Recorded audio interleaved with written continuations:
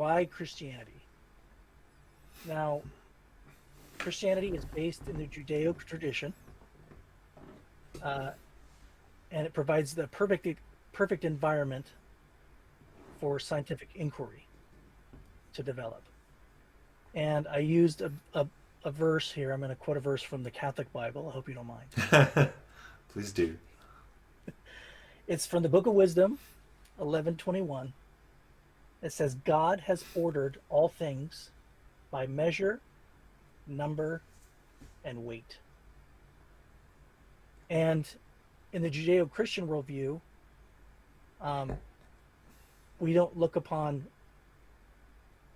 you know, cosmic, them, um, heavenly bodies as independent beings. We looked upon those as things that are created by God and placed by God. And so our endeavor as creatures that are given intellect and desire and a hunger to know, God has given us that those abilities to discover and learn about His creation. Um, yeah, and so Christianity rejects an idea that objects like the moon, planet, and stars have conscious purpose or can think for themselves. Is basically my thesis here. Is that we are given a world, we're given a universe that is observable, and it is not. They're not gods that have wills of their own, and that God has given us an intellect and a will and desires to be able to explore that and to know what God has done. Is my basic thesis. Hmm.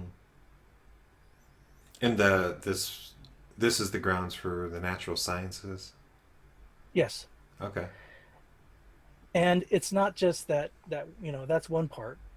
One part is that of our basic worldview that Judaism and Christianity gave us regarding the natural world, that it's separate and that it's not, they don't have wills of their own, but that institutions of higher learning and also the church itself promoted and financed scientific exploration. So you have institutions of higher learning actually being created by the church to educate members of the church, like the University of Paris, like Oxford, for example. Those were universities that were created by the church to educate members of the church. Initially, it was all men, and for the priesthood, and it transformed into the current university system over time. So, and also, as a side note too, is that do you know the seven liberal arts, Matt, Not off the top of my head. that were There's the developed? trivium and the quadrium. Or, Yeah, yeah. the seven liberal arts that were developed in the they're initially all the universities, well, like not all university, but the university system traced itself back to what are called cathedral schools. Have you ever heard of that? Hmm. That were schools that were attached to cathedrals, and those schools that were attached to cathedrals taught the seven liberal arts. And do you know what those are? Go for it, Dennis. I Do you think we want to take talked it? a little bit Do you about. want to take a stab at it? I want to see if you know. I want to see you to take a We stab at talked it. about grammar, logic, rhetoric. I think Yep. Yep. music. Uh, Yep. is it fine arts? Yep. Uh, No, not fine. You got some. You got grammar. yeah, grammar, You got logic, and rhetoric. I know rhetoric, those three. That's a trivium. logic. Yeah. And You then got music, music. I can't remember the others. arithmetic, Hmm. arithmetic, Okay. and geometry. Cool. So these subjects that we study today, still in college, were devised and developed through the church. The church wrote the curriculum that we still use today, and they were provided an opportunity. Students were provided an opportunity to explore and to develop their scientific minds through the endowment of the church. just to list a few of the scientists that are Christian. Uh, you have Copernicus, you have Aristotle, you have Copernicus, you have Galileo, Isaac Newton. Aristotle's an honorary member. Yeah.